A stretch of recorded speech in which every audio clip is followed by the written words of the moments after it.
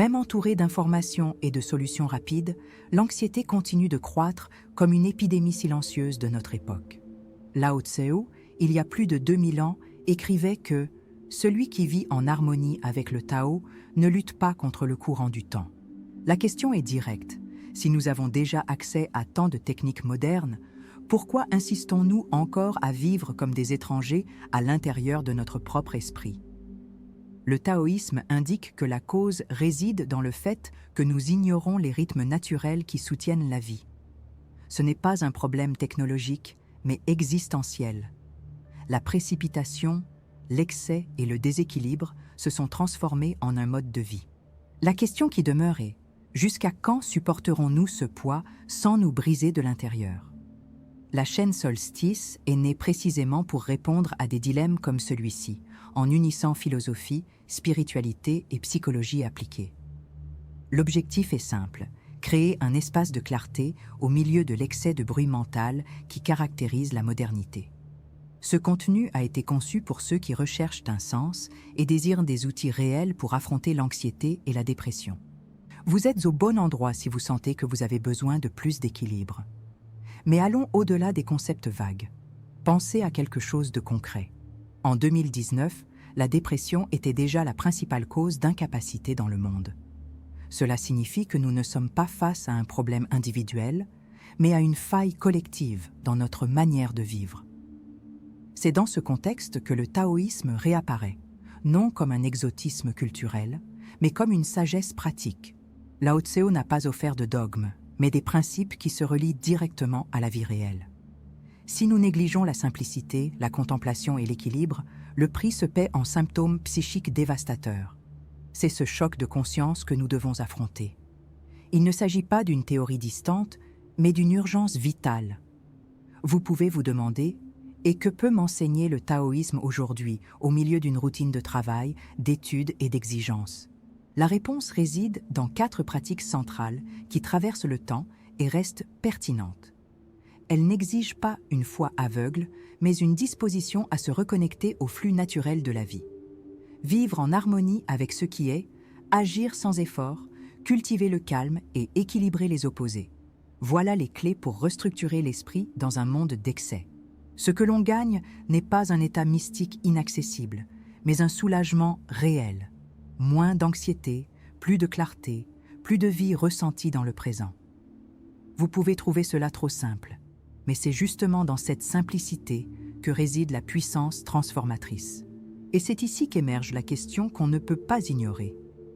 Si nous savons déjà que l'excès et la déconnexion nous rendent malades, pourquoi continuons-nous à choisir ce chemin ? Cette question est inconfortable parce qu'elle exige de la responsabilité. La philosophie de Lao Tse ne se limite pas à la contemplation, elle nous confronte. Quel est votre rôle dans votre propre souffrance ?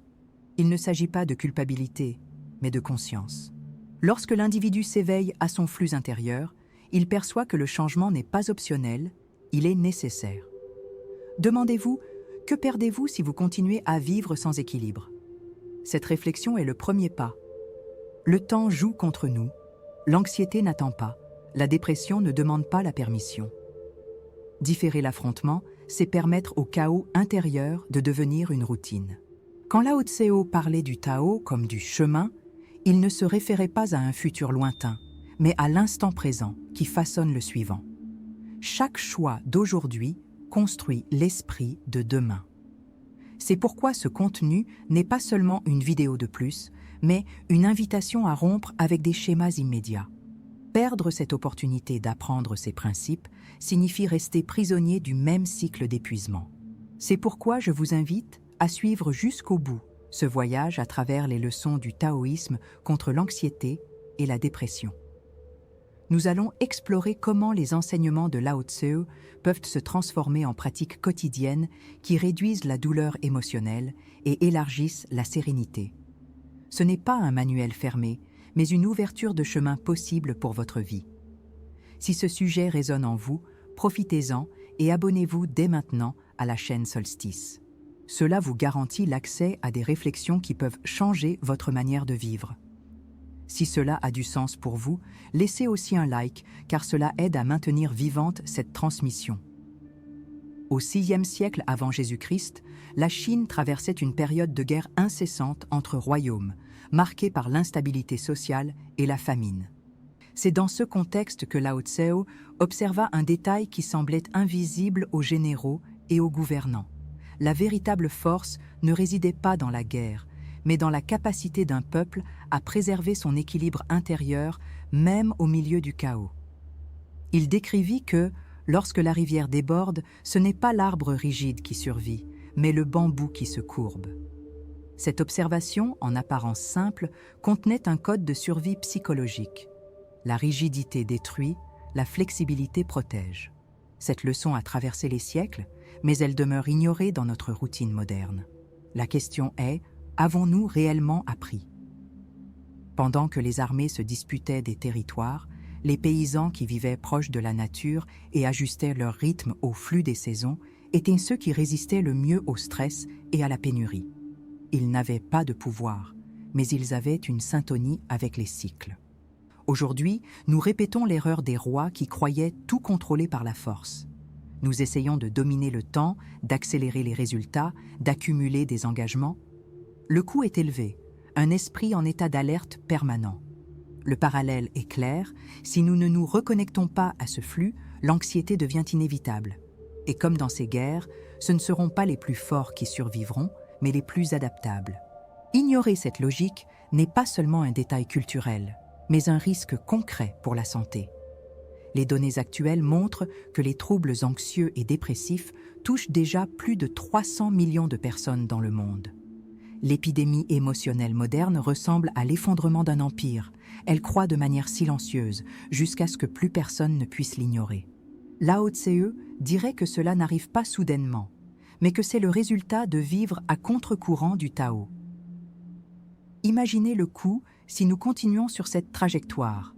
Un monde d'esprit fragmenté, incapable de soutenir des liens et de la clarté. L'ancienne leçon se répète, mais cette fois sur le terrain psychologique. Le monde moderne semble offrir des solutions immédiates. Application de productivité, médicaments rapides, distractions numériques.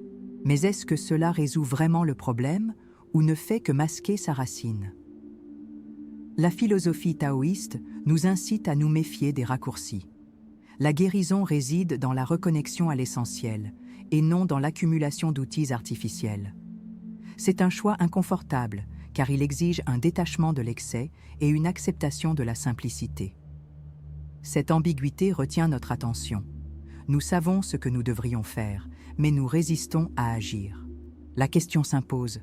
Combien de temps allons-nous encore soutenir cette auto-illusion? Imaginez maintenant le pire scénario.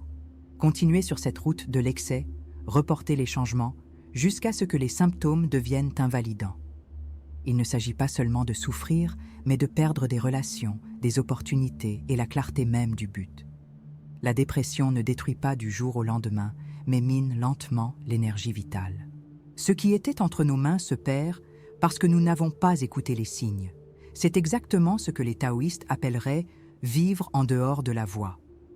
L'histoire nous montre que des civilisations se sont effondrées pour la même incapacité à s'aligner sur l'essentiel. Allons-nous répéter le même destin, mais cette fois dans la sphère de l'esprit? Cela ne signifie pas abandonner les responsabilités, mais apprendre à les équilibrer sans se briser. Comme les paysans qui s'adaptaient aux saisons, vous pouvez trouver une manière de résister à la pression sans perdre votre vitalité. Si vous choisissez d'ignorer, la tendance est claire.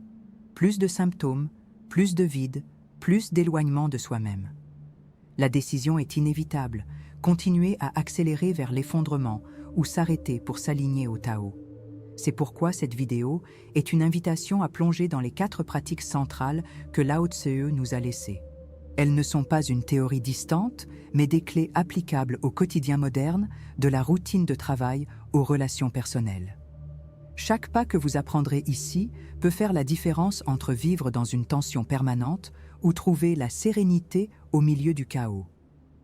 Continuez à suivre, car dans les prochaines sections, nous allons explorer comment vivre en harmonie avec le flux naturel, pratiquer le Wu, cultiver la quiétude et équilibrer le yin et le yang. Si cela fait sens pour vous, abonnez-vous et laissez votre soutien. Cela maintient vivante cette transmission et élargit la portée de cette sagesse nécessaire. L'alternative la plus solide face à l'anxiété et à la dépression ne vient pas d'un accroissement des stimulations externes, mais d'un retour à ce que le taoïsme a toujours enseigné, se reconnecter au flux naturel. Des études en neurosciences ont déjà montré que les pratiques d'attention portées à la nature réduisent significativement les niveaux de cortisol, l'hormone du stress. Observez les cycles, écoutez les sons naturels, respirez consciemment dans des environnements ouverts, active les zones cérébrales liées à l'équilibre émotionnel. Ce n'est pas une solution vague, c'est mesurable et soutenu par des données scientifiques. Ce qui paraît simple est précisément ce qui agit de façon durable. Le choix de s'aligner au Tao n'est pas seulement philosophique, il est thérapeutique. Une pratique peu connue, mais profondément efficace, est ce qu'on appelle le grounding taoïste. Marcher lentement, pieds nus, sur un sol naturel, en synchronisant la respiration avec le rythme des pas.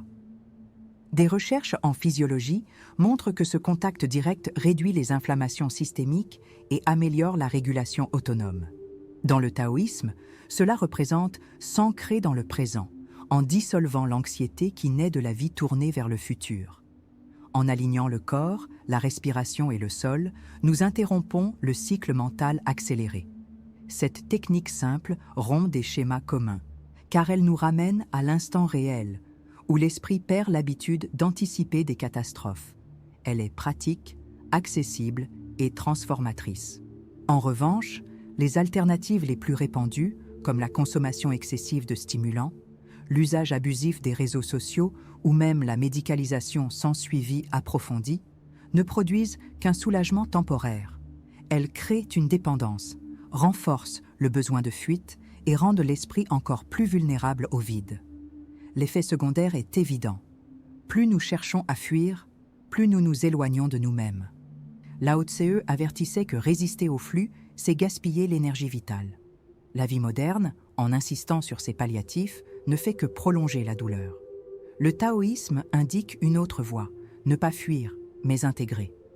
Le point central est que l'anxiété et la dépression ne sont pas seulement des diagnostics cliniques, mais des signes que quelque chose dans notre manière de vivre est désaligné. Et voici le pont entre douleur et désir. Vous ne cherchez pas seulement à soulager des symptômes, mais à retrouver le sentiment de plénitude que vous avez perdu dans l'excès. Le désir n'est pas d'être productif, mais d'être entier. Reconnaître cet abîme entre ce que vous ressentez et ce que vous désirez est le premier pas pour accepter qu'il faut une nouvelle approche.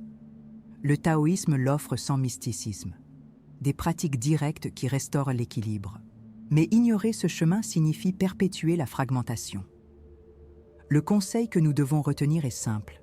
Ce que vous cherchez est déjà disponible, mais cela exige discipline et attention. Grounding, respiration consciente, contemplation des cycles, tout cela demande moins d'efforts que de maintenir le rythme artificiel de surcharge.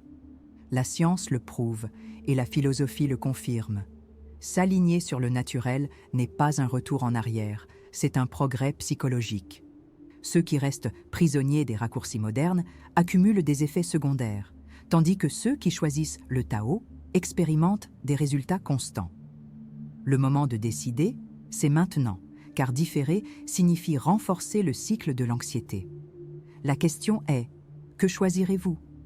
Ce contenu s'adresse précisément à ceux qui comprennent qu'il ne suffit pas d'éteindre des incendies, mais qu'il faut transformer la manière de se relier à son propre esprit.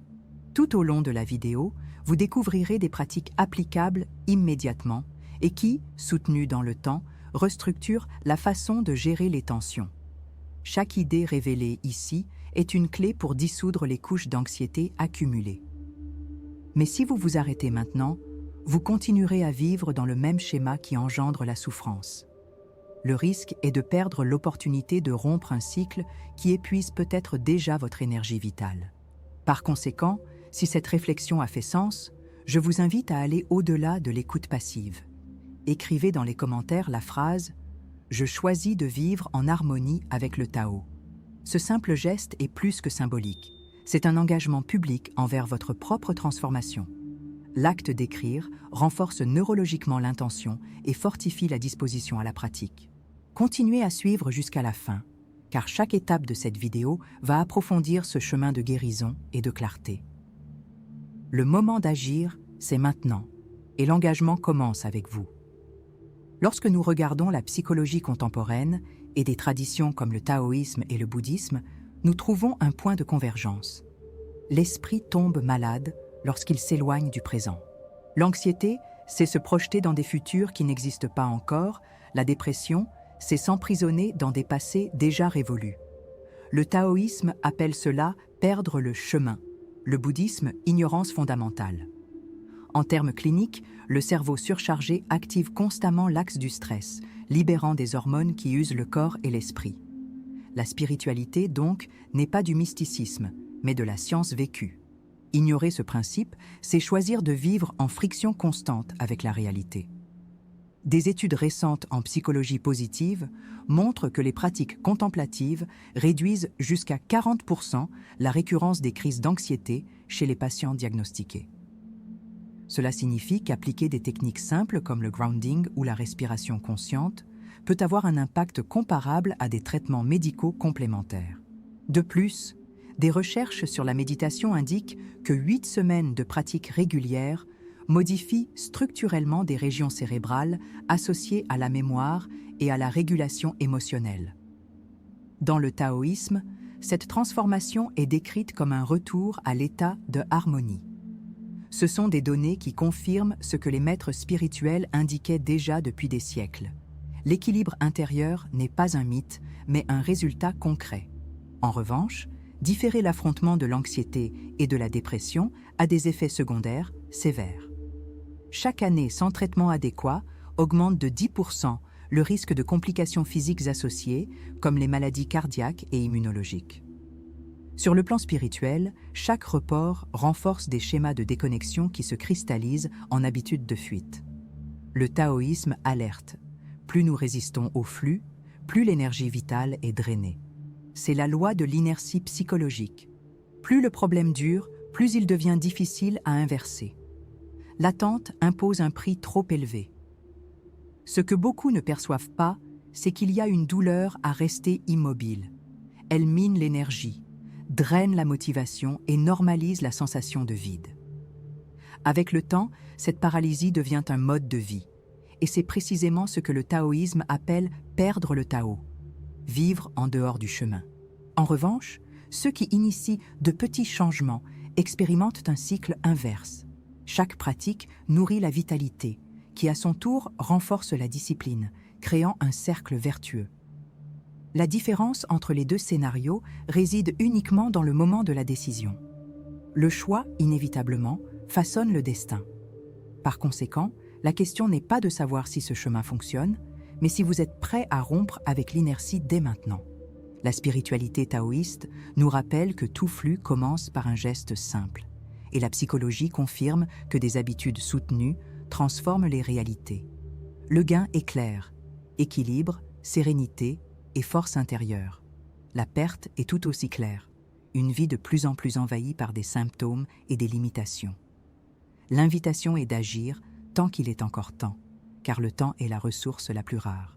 Continuez à suivre cette vidéo et permettez-vous d'initier le changement aujourd'hui, pas demain.